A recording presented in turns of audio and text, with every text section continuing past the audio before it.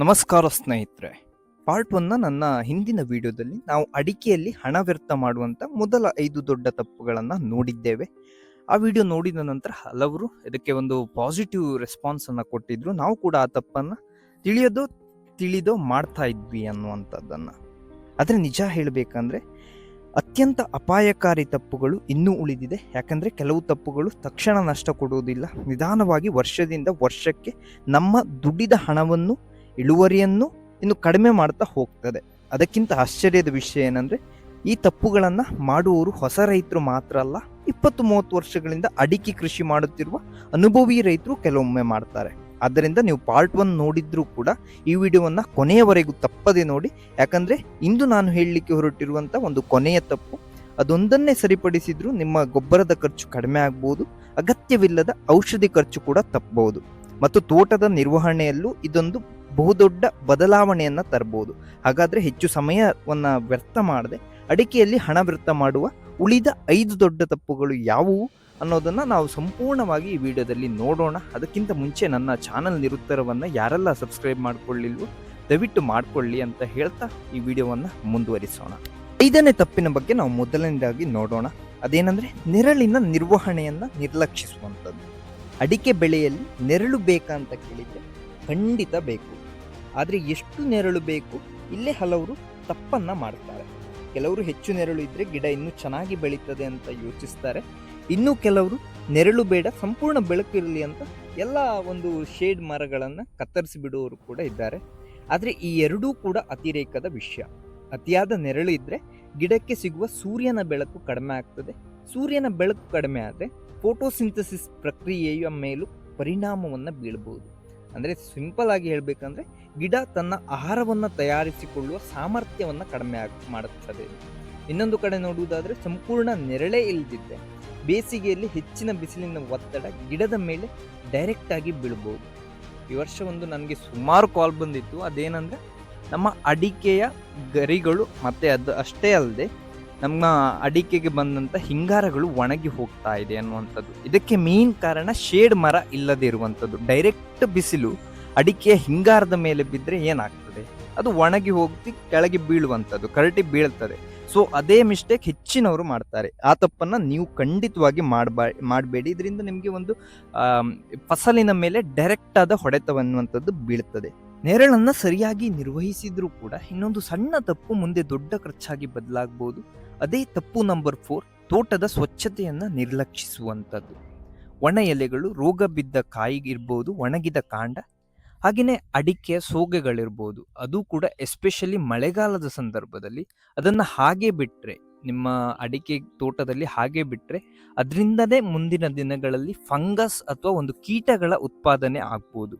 ಇದರಿಂದ ಏನಾಗ್ಬೋದು ಅಂದರೆ ಕೆಲವು ರೋಗಕಾರಕ ಶಿಲೀಂಧ್ರಗಳು ಮತ್ತು ಕೀಟಗಳಿಗೆ ಇಂತಹ ಸಸ್ಯ ಅವಶೇಷಗಳು ಆಶ್ರಯವಾಗಬಹುದು. ಅಲ್ಲಿಂದ ಮತ್ತೆ ಆರೋಗ್ಯಕರ ಗಿಡಗಳಿಗೆ ಸಮಸ್ಯೆ ಹರಡುವ ಸಾಧ್ಯತೆ ಇರ್ತದೆ.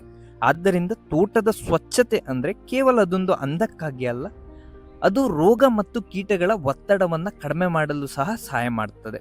ವಾರಕ್ಕೊಮ್ಮೆ ಅಥವಾ ತಿಂಗಳಿಗೊಮ್ಮೆ ತೋಟವನ್ನು ಪರಿಶೀಲಿಸಿ ಅಗತ್ಯವಿರುವ ಸ್ವಚ್ಛತೆ ಮಾಡಿದರೆ ಮುಂದೆ ದೊಡ್ಡ ಸಮಸ್ಯೆಗಳನ್ನು ನೀವು ತಪ್ಪಿಸಿಕೊಳ್ಬೋದು. ಈ ಮಳೆಗಾಲದ ಸಂದರ್ಭದಲ್ಲಂತೂ ಈ ರೀತಿಯಾದಂಥ ಸ್ವಚ್ಛತೆಯನ್ನು ಮಾಡುವಂಥದ್ದು ಬಹಳ ಮುಖ್ಯವಾಗುವಂಥದ್ದು. ಈ ಬೇಸಿಗೆ ಸಂದರ್ಭದಲ್ಲಿ ಅಷ್ಟೇನು ತೊಂದರೆ ಆಗೋದಿಲ್ಲ. ಮಳೆಗಾಲದಲ್ಲಿ ವಾರಕ್ಕೊಮ್ಮೆ ಆದರೂ ಈ ಅಡಿಕೆ ಸೋಗೆಗಳು ಅಥವಾ ಬೇರೆ ಯಾವುದಾದ್ರೂ ಚಿಕ್ಕ ಪುಟ್ಟ ಕಸಗಳಿದ್ರೆ ಅವುಗಳನ್ನು ಸ್ವಚ್ಛತೆ ಮಾಡುವ ಕಡೆ ಒಂದು ಗಮನವನ್ನು ವಹಿಸಿ. 4ನೇ ತಪ್ಪನ್ನು ನಾವು ಈಗ ನೋಡಿದ್ವಿ. ಈಗ 3ನೇ ತಪ್ಪಿನ ವಿಷಯಕ್ಕೆ ಹೋಗುವುದಾದರೆ, ಈ ತಪ್ಪನ್ನು ಬಹಳ ರೈತರು ಒಳ್ಳೆಯ ಉದ್ದೇಶದಿಂದಲೇ ಮಾಡಿರ್ತಾರೆ. ಆದರೆ ಕೊನೆಯಲ್ಲಿ ಹಣ ಮಾತ್ರ ಅವರದ್ದು ವ್ಯರ್ಥವಾಗ್ತದೆ. ಅದೇನೆಂದರೆ ಎಲ್ಲರ ಮಾತು ಕೇಳಿ ಔಷಧಿ ಮತ್ತು ಗೊಬ್ಬರವನ್ನು ಬದಲಾಯಿಸುವಂಥದ್ದು. ಪಕ್ಕದ ತೋಟದಲ್ಲಿ ಒಂದು ಔಷಧಿ ಹಾಕಿದ್ರಂತೆ, ಇನ್ನು ಅಂಗಡಿಯವನು ಯಾವುದೋ ಒಂದು ಗೊಬ್ಬರ ಒಳ್ಳೆಯದೆ ಅಂತ ಹೇಳಿದ್ದಂತೆ. ಇನ್ನು ಯೂಟ್ಯೂಬ್ನಲ್ಲಿ ಇನ್ನೊಂದು ವಿಡಿಯೋ ಇರ್ತದೆ, ವಾಟ್ಸಪ್ನಲ್ಲಿ ಮತ್ತೊಬ್ಬರು ಇನ್ನೊಂದು ಹೇಳಿರ್ತಾರೆ. ಹಾಗಂತ ಎಲ್ಲ ಔಷಧಿಗಳನ್ನು ನಮ್ಮ ತೋಟದಲ್ಲಿ ಹಾಕಿದಾಗ ಅದರಿಂದ ನಮಗೆ ಉಪಯೋಗ ಆಗ್ತದೆಯಾ? ನಮ್ಮ ತೋಟದಲ್ಲಿರುವಂಥ ಸಮಸ್ಯೆ ಬೇರೆ, ಇನ್ನೊಬ್ಬರ ತೋಟದಲ್ಲಿರುವಂಥ ಸಮಸ್ಯೆ ಬೇರೆ. ಅವರು ಆ ಸಮಸ್ಯೆಗೆ ಔಷಧಿಯನ್ನು ಬಳಸಿದರೆ ಆ ಔಷಧಿನೇ ನಮ್ಮ ತೋಟಕ್ಕೂ ಆಗಬೇಕಂತ ಏನು ರೂಲ್ಸ್ ಇರುವುದಿಲ್ಲ.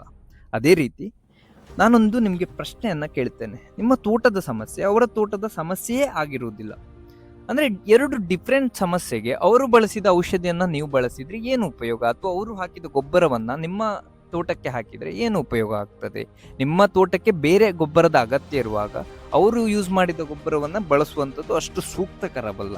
ಹಾಗಾಗಿ ಮಣ್ಣಿನ ಪರೀಕ್ಷೆ ಮಾಡಿ, ಅಥವಾ ನಿಮ್ಮ ಗಿಡಗಳಿಗೆ ಈ ಹಂತದಲ್ಲಿ ಯಾವ ಗೊಬ್ಬರ ಬೇಕನ್ನುವಂಥದ್ದನ್ನ ಚಿಂತನೆ ಮಾಡಿ ನಿಮಗೆ ಅನಿಸಿದ ಗೊಬ್ಬರವನ್ನ ಬಳಸುವಂಥದ್ದೇ ಉತ್ತಮ. ಇದರಿಂದನೇ ನಿಮಗೆ ಹೆಚ್ಚಿನ ಒಂದು ಯಶಸ್ಸು ಸಿಗ್ತದೆ. ಅದರ ಜೊತೆ ನಿಮ್ಮ ಹಣ ಎನ್ನುವಂಥದ್ದು ಕೂಡ ವ್ಯರ್ಥ ಆಗುವುದಿಲ್ಲ. ಎಲ್ಲ ಸಮಸ್ಯೆಗೂ ಒಂದೇ ಪರಿಹಾರ ಆಗಿರುವುದಿಲ್ಲ. ಆ ಕಾರಣದಿಂದ ನಿಮಗೆ ಬೇಕಾಗಿರುವ ಔಷಧಿ ಅಥವಾ ಗೊಬ್ಬರವನ್ನ ನೀವು ಬಳಸಿ, ಬೇರೆಯವರನ್ನ ನೋಡಿ ಅದನ್ನ ಕಾಪಿ ಮಾಡಲಿಕ್ಕೆ ಹೋಗಬೇಡಿ. ಈಗ ಎರಡನೇ ತಪ್ಪಿನ ಬಗ್ಗೆ ನೋಡುವುದಾದ್ರೆ, ಇದು ಹೊಸ ರೈತರು ಮಾತ್ರ ಅಲ್ಲ, ಅನುಭವ ಇರುವ ರೈತರು ಕೆಲವೊಮ್ಮೆ ಮಾಡುವ ಒಂದು ದೊಡ್ಡ ತಪ್ಪು. ಅದೇನಂದ್ರೆ ತಕ್ಷಣ ಅದ್ಭುತ ಫಲಿತಾಂಶವನ್ನ ನಿರೀಕ್ಷಿಸುವಂಥದ್ದು. ಇಂದು ಗೊಬ್ಬರ ಹಾಕಿದೆ, ನಾಳೆ ಬದಲಾವಣೆ ಕಾಣಬೇಕು. ಹೆಚ್ಚಿನ ರೈತರ ಮನೋಸ್ಥಿತಿ ಅಥವಾ ಮನಸ್ಥಿತಿ ಹೀಗೆ ಇರ್ತದೆ. ಯಾವುದೇ ಕಾರಣಕ್ಕೂ ಇವತ್ತು ಗೊಬ್ಬರವನ್ನು ಹಾಕಿದ ಕೂಡಲೇ ನಾಳೆನೇ ಫಲಿತಾಂಶ ಸಿಗೋದಿಲ್ಲ, ಅಥವಾ ಇವತ್ತೇ ಒಂದು ಔಷಧಿಯನ್ನ ಸ್ಪ್ರೇ ಮಾಡಿದ ಕೂಡಲೇ ನಾಳೆನೇ ನಿಮಗೆ ಅದರಿಂದ ಫಲಿತಾಂಶ ಎನ್ನುವಂಥದ್ದು ಖಂಡಿತ ಸಿಗುವುದಿಲ್ಲ.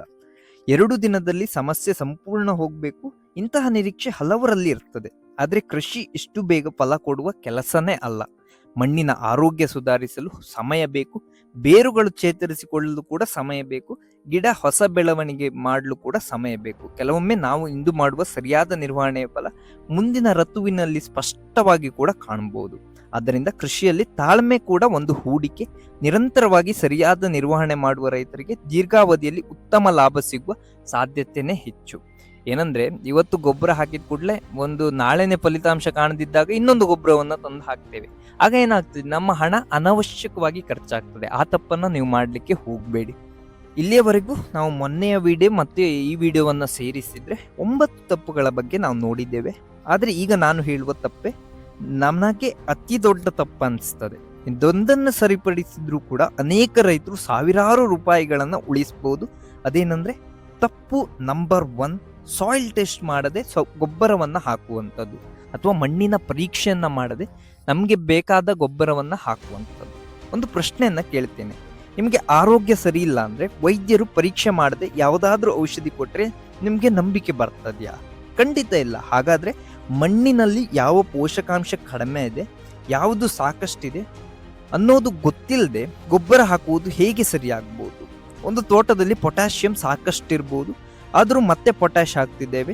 ಇನ್ನೊಂದು ಕಡೆ ಮೆಗ್ನೀಷಿಯಂ ಕೊರತೆ ಇರ್ಬೋದು.